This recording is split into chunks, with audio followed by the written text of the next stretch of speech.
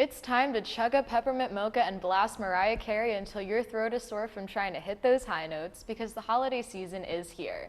Just issuing a warning though, don't skip over Thanksgiving. Thanksgiving is important. Hello, I'm Siobhan Nolan. And I'm Libby Gilliland. In my head, it's still Halloween, but I appreciate Siobhan's support for Christmas. Holidays aside, we have LaSalle sports to talk about. You're watching LaSalle TV's home for Explorer Athletics, SportsLine.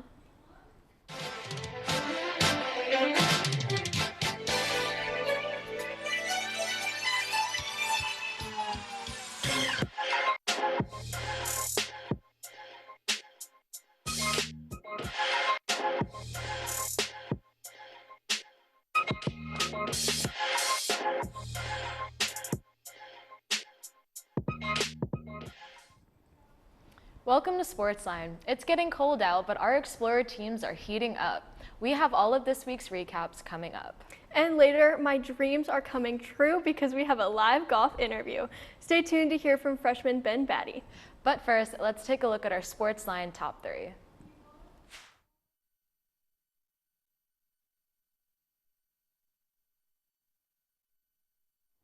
Liz Mancini and McCallum Rowe were two of the standout performers for cross country at the Atlantic 10 Championships this weekend. Mancini earned a spot on the A10 All-Conference First Teams, but also received the honor of being named Most Outstanding Female of the Year. For the men, Rowe also earned a spot on the A10 All-Conference First Team and was named Most Outstanding Male Rookie Performer of the Year. Number 2. 4 members of LaSalle's field hockey team earned Atlantic 10 End of Seasons awards this week, following some impressive individual performances. Tatum Johnson was named to the All-Conference First Team and All-Academic Team. Sophia Pla earned a spot on the All-Conference Second Team, while Melina Balduzzi landed on the All-Rookie Team. Rounding out the honors was Ryan Curley, who joined Johnson on the All-Academic Team. Number 3. 3 women's soccer players also earned Atlantic 10 end-of-season awards this week. Kelly McGordy made the All-Atlantic 10 First Team for the first time in her collegiate career, while Rickshay Walker landed a spot in the All-Rookie Team. Finally, Emily Banchevsky earned Academic Team honors. So a lot of really good standout performances. Cross country is huge. The fact that 2 explorers got Most Outstanding awards, especially Liz Mancini getting Most Outstanding Female of the Year. I mean, that's just amazing to be named out of the entire Atlantic 10 conference, to have Liz Mancini get that. I mean, she's had an outstanding season, the Mancini sisters always do, but just to have that honor attached to the end of her cross-country season is just outstanding. Yeah, I know we were talking about A10 championships last week, and I'm thrilled that they did so well. And for her, she just works so hard. I mean, we all see her on campus every day, just practicing and practicing, and we've talked about her all season. And like you said, the honor to cap off the season, it feels like a good ending for her, especially going into spring. She's already got that confidence in her. And McCallum Rowe winning a Most Outstanding Male Rookie is really amazing because an explorer, a LaSalle runner, has not won that award since 2019. So the fact that they've got that going for them as well, it just shows that, you know, the newcomers are really stepping up. We'll talk about later in the recaps that cross country, just they have a lot of explorers on their all-conference teams, and obviously that's what we love to hear and what we love to see. And in field hockey as well, there were a lot of explorers on their different teams, you know, first team, second team, rookie team, all academic team. It's just great to see that no matter what conference team there is, we have a LaSalle student in there. Yeah, and I do just want to point out, being on all academic team is nothing, it's something to be excited about, because being a college athlete is no joke. I mean, you're balancing so much, especially field hockey. The end of this season, like approaching midterms, they were gone so much traveling, and the fact that they can keep up their GPAs and work as hard as they do and perform like they do is really incredible, and getting the honor for that feels good at the end of the season. And especially when you're majoring in something like nursing or any sort of STEM thing, you know, it's really just amazing to see that not only are they strong on the field, but they're also strong in the classroom because, like Libby said, when you're traveling and you have game after game after game and you're waking up early for practices, I mean, I know for me that's something that I would definitely struggle with. So the fact that we have so many people on the all-academic team is really good as well. Women's soccer also getting a bunch of those individual honors as well, so just great to see from all of our teams.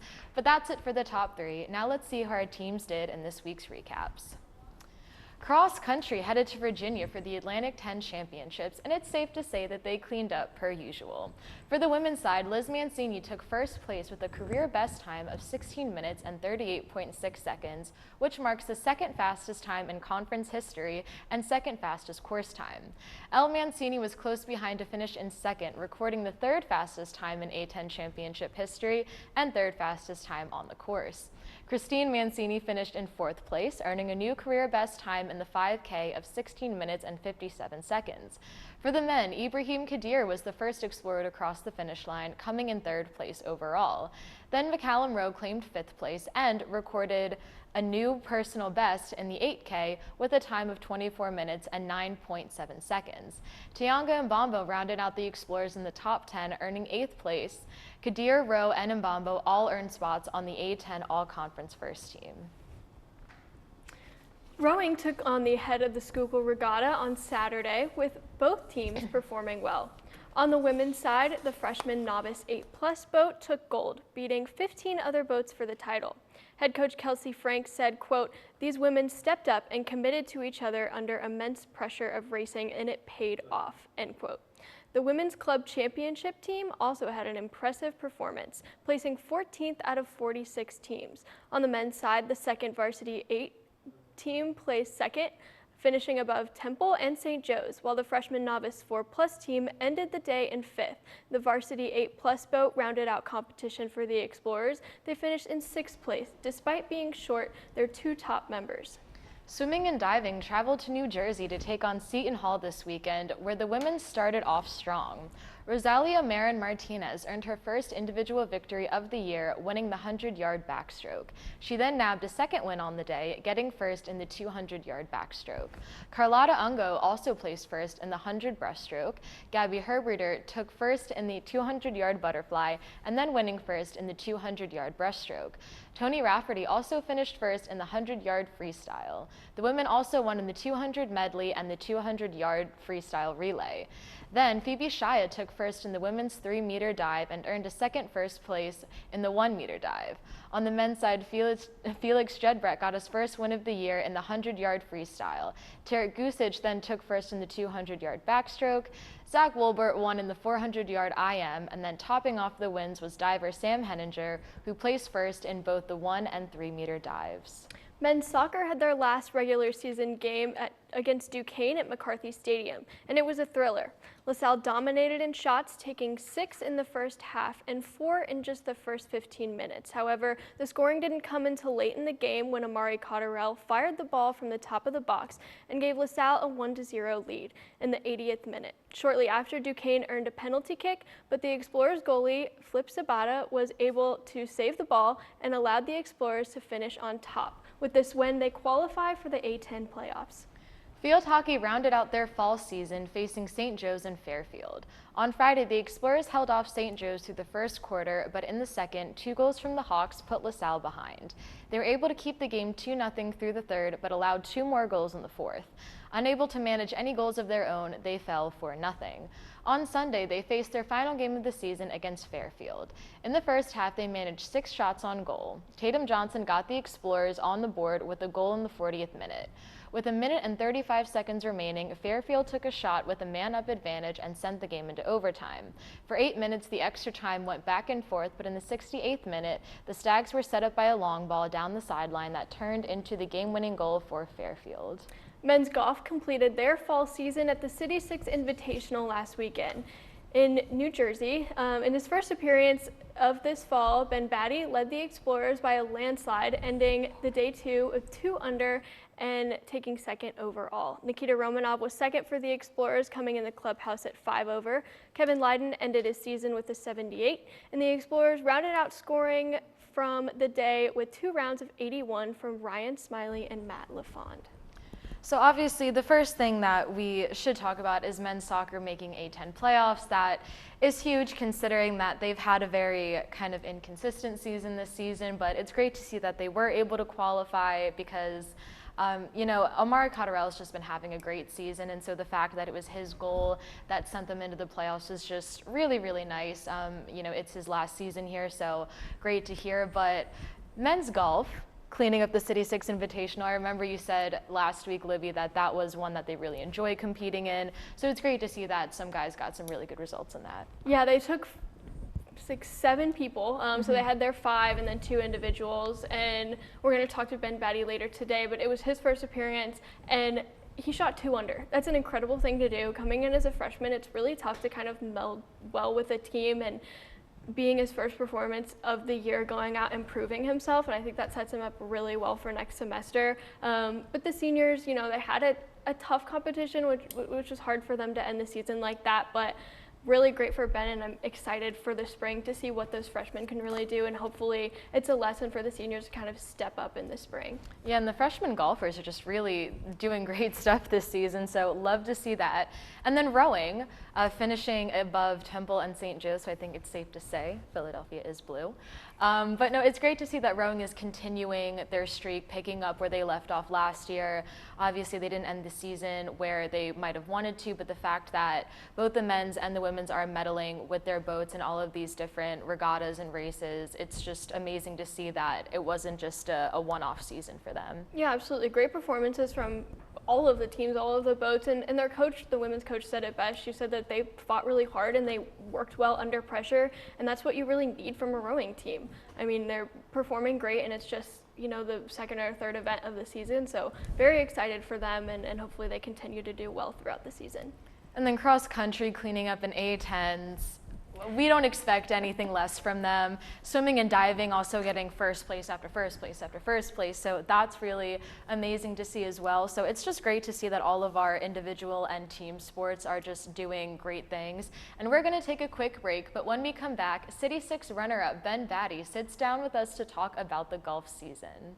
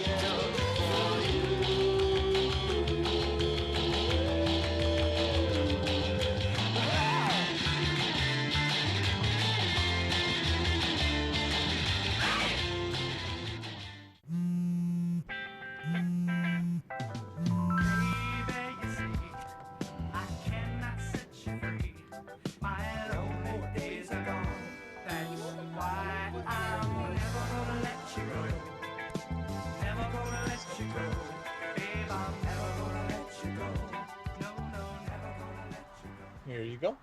Thank you. Thank you.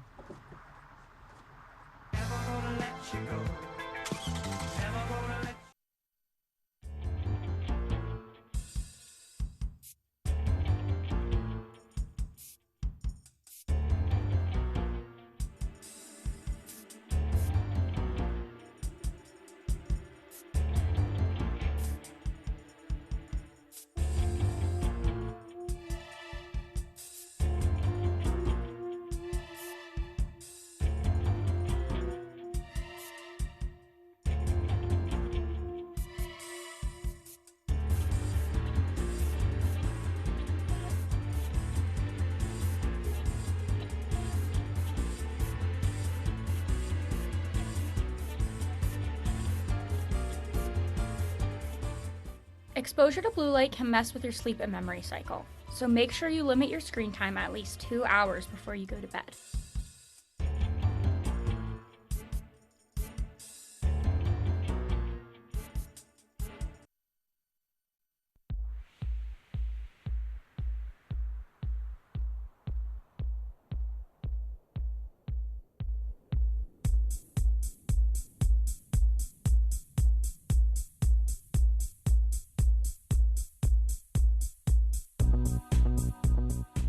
Welcome back. It's been a historic season for men's golf, and Ben Battye topped off their great season with a silver medal performance at the City 6 Invitational. Ben, thank you so much for sitting down with me today. I am thrilled to have a golf interview. You know how much I really love golf on this show. Everybody's sick of me talking about it, but you're a freshman. It's your freshman year. You're from Los Angeles. Yep. How the heck did you find LaSalle, and why did you commit here? Just a good recruiting site, I say. But my goal was to kind of go out on the East Coast and play golf here because East Coast golf is just 100% different to West Coast golf. It's a lot more narrow here. You got to put the ball in play pretty much. I really wanted to enhance my game in a way where I can compete with some big guys, but also compete on courses that I've never seen before, and also just try to build new skills around the golf course as well, and also meet some new people on the East Coast. It's a different culture over here. So yeah, absolutely. So you talked a little bit about how golf is different from the East Coast to the West Coast, but specifically, what is different from LA to Philly, and what do you like and what are you not so excited about? The food here is very nice. A lot of good food. The weather, it's surprising because we're in LA, it's 75 and cloudy every day for every week. And over here, you can wake up and it's either 55 and raining or it's 69 and sunny. So I kind of like the idea of it just being like just random, just because you don't wake up and go another cloudy day. So it's something cool, something to look forward to, I guess. But you do kind of miss the consistent weather, and you can always just go out and play because there's only like 4 days of rain in California compared to 4 days a week of rain over here, so something new. So how are the courses in LA different from what you've played this year?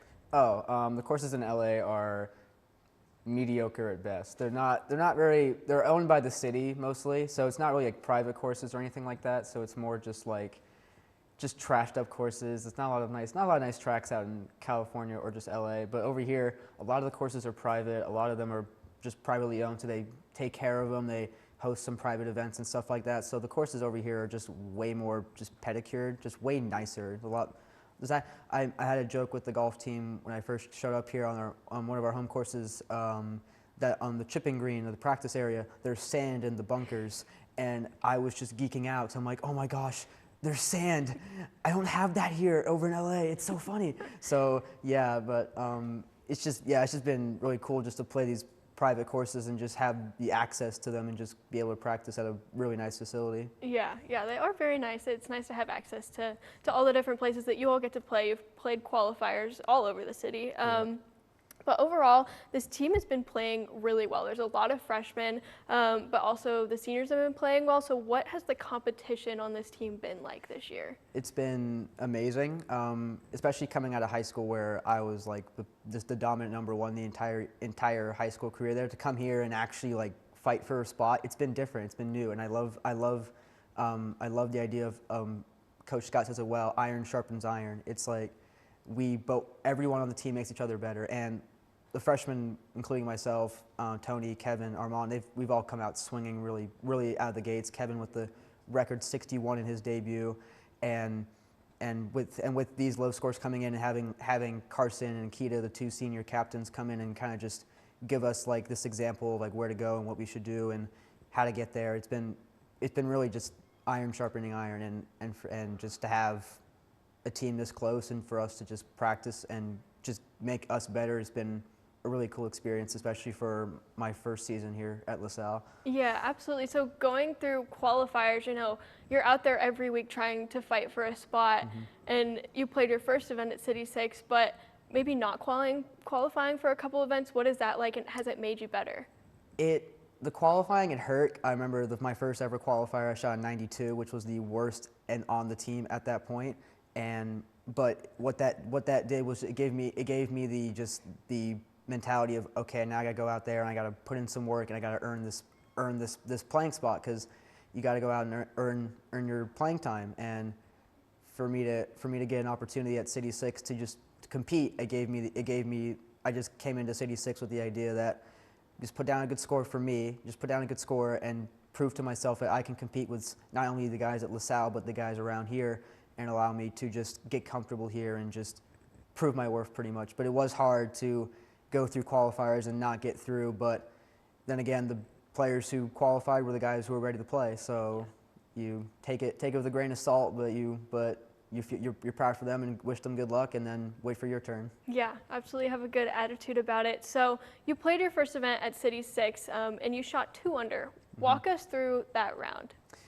It was fun. I birdied the first hole, which was very calming to me because, well, first hole of my entire college career, it was really nice to just start off with a pretty good start. And I knew very early on that my wedges and my short game just around the greens was gonna be what kept me in the round, and it showed. I never really got. There were some bad holes, there were some bad tee shots, but I never really got flustered about it, and I just wanted to keep myself in the game, and I know I was playing decent. But then I got to hole 8. It was like a 200-yard par 3, parred that one, and then went birdied 9, 10, and 11 to get to 3 under par for the round at that point.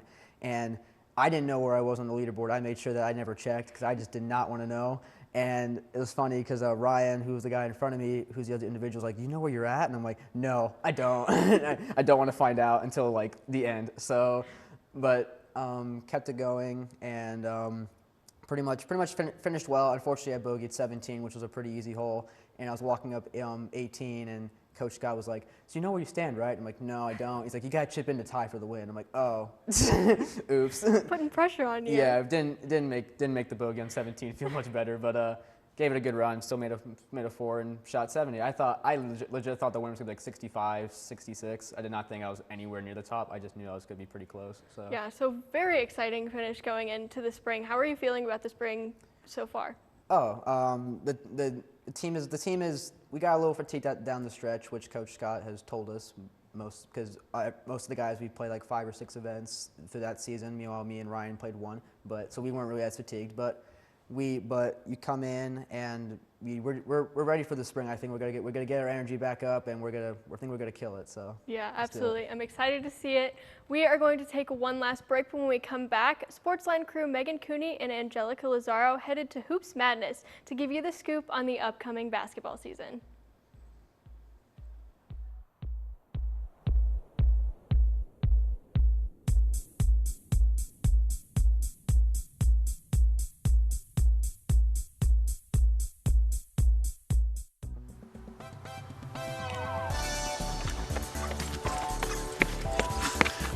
I just missed the shuttle.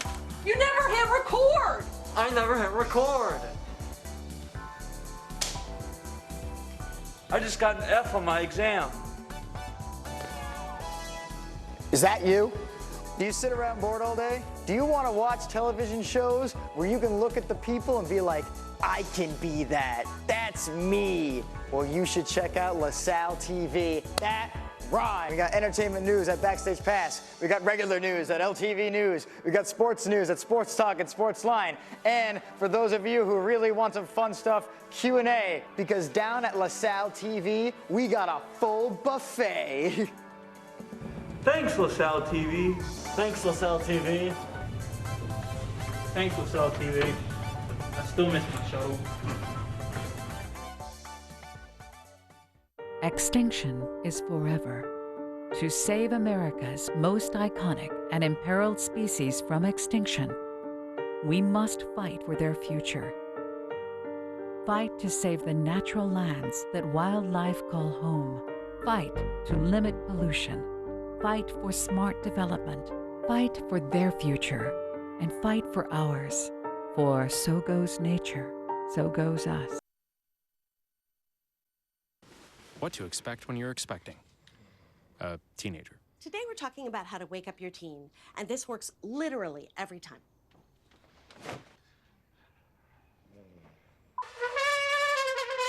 Good kisses. Good kisses. You heard how loud I heard. It wasn't you. Yeah. It was the... Is that bacon? You don't have to know it all to be a perfect parent. Thousands of teens in foster care will love you just the same.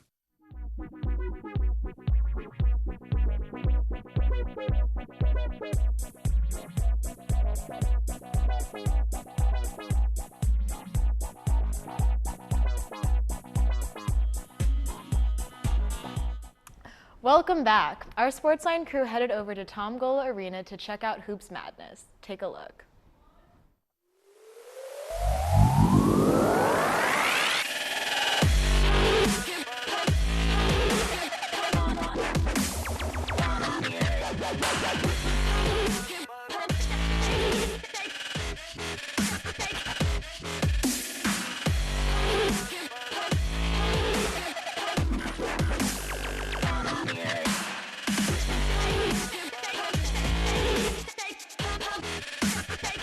March Madness kicked off the basketball season this Tuesday during free period. There were games, Chick-fil-A, and an amazing performance from the Explorettes.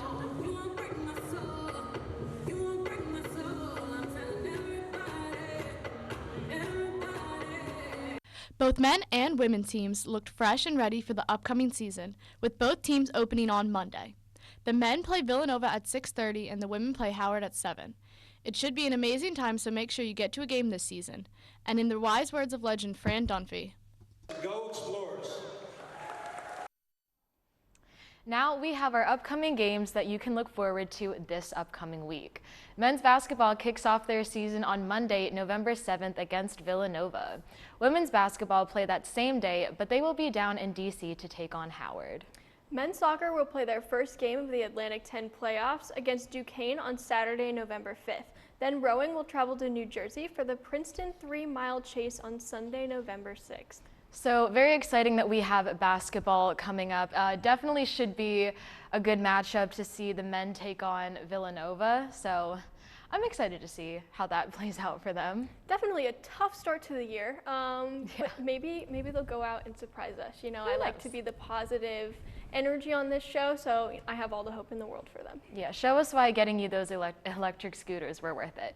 But I'm also really excited to see men's soccer in their first playoff game. They're going to be at Duquesne in Pittsburgh, so might make it a little bit harder for them to play under just that kind of pressure, but it's really exciting that they're in the playoffs at all, so that'll be great. The women's basketball team taking on Howard, and rowing, which will probably do well, so just a lot of exciting things to look forward to. And that just about wraps it up for us this week. If you can't make it out to see the Explorer Report, be sure to tune in next week for our coverage.